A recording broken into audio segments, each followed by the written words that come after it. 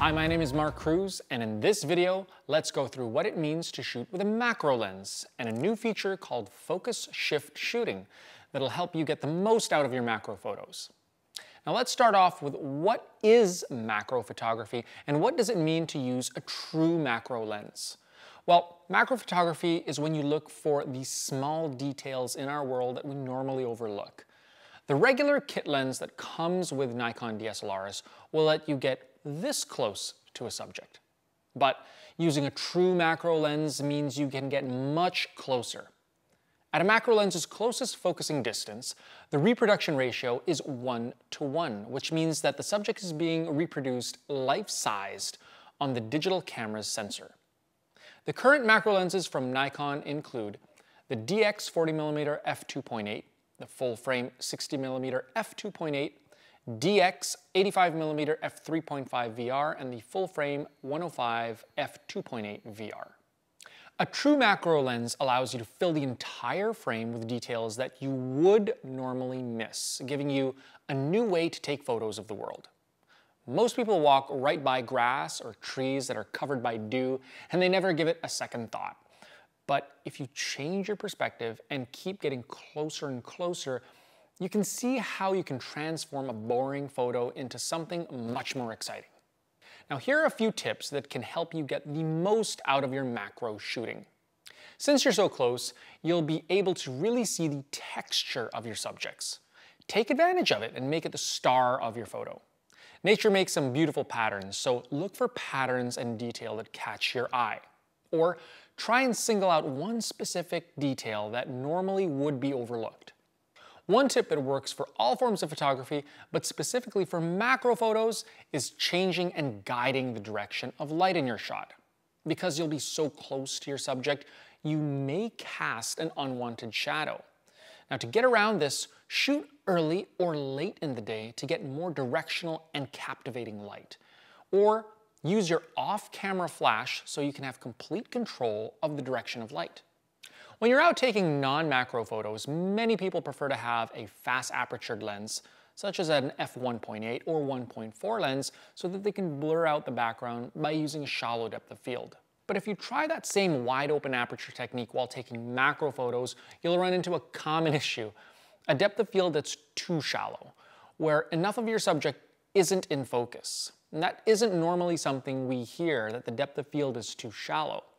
But you have to remember that one of the factors that affects depth of field is the distance to the subject, and that the closer you get, the smaller the depth of field becomes. So instead of shooting at a wide open f2.8, you can stop down your lens to f9, gaining depth of field, but for macro shot, there still probably won't be enough of your subject in focus.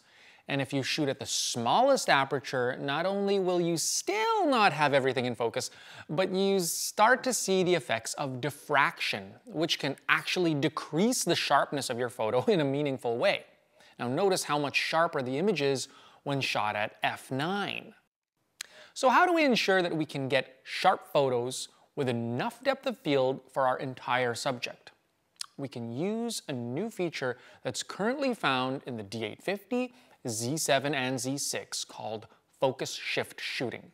This feature is the first step in a technique called focus stacking, where you can actually take multiple shots while incrementally moving the focus towards infinity, giving you many different in-focus slices of the same scene, which you can then combine later on using third-party software. The key to focus shift shooting, and really the thing that makes it so easy to use, is that it fully automates the process of gradually shifting the focus. All you have to do is ensure that your camera is on a sturdy tripod and then focus on the closest part of the subject. With the D850, Z7, and Z6, the easiest way to ensure precise focusing is to turn on focus peaking. Slowly change the focus until you see the highlights light up around your subject. Next, go into the menu and tell the camera how many shots you want it to take. The closer you are to your subject, the more shots you'll need. There's a maximum of up to 300 shots. How large of a focus movement to make in between shots? The closer you are to your subject, shoot more of a narrow step width.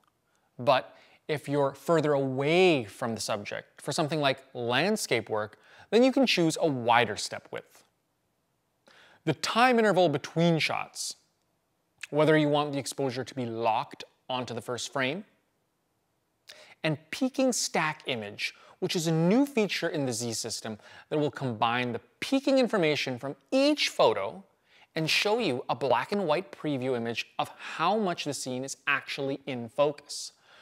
This feature is only available when used with Z lenses, so it's more useful for landscape applications at this moment. You can select whether you want to use silent photography mode or not. And lastly, you can select if a new folder is created each time a new sequence is started, and I highly recommend turning this option on. Assuming that your composition and focus are all set, press the start button and begin the automated process. This is one frame from a sequence taken with the focus shift shooting function. Notice how shallow the slice of depth of field is.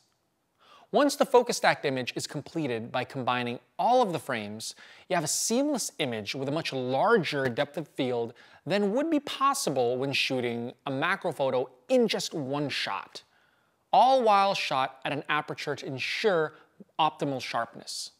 This technique can also be used for landscape photos too. Normally, you'd have to choose whether you want to focus on the close or far aspects of your scene, but with focus stacking, everything can be tack sharp. To achieve the best results with focus stacking, it's recommended that you shoot with a tripod and have little to no movement in your shot, whether that's a moving subject, such as an insect, or even movement due to the wind.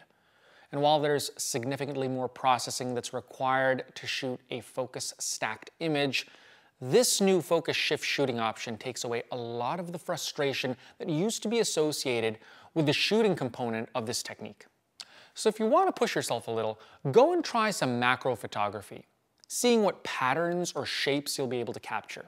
And if you want any other information on macro photography or this new focus shift shooting option, check out Nikon's Learn and Explore section on our website.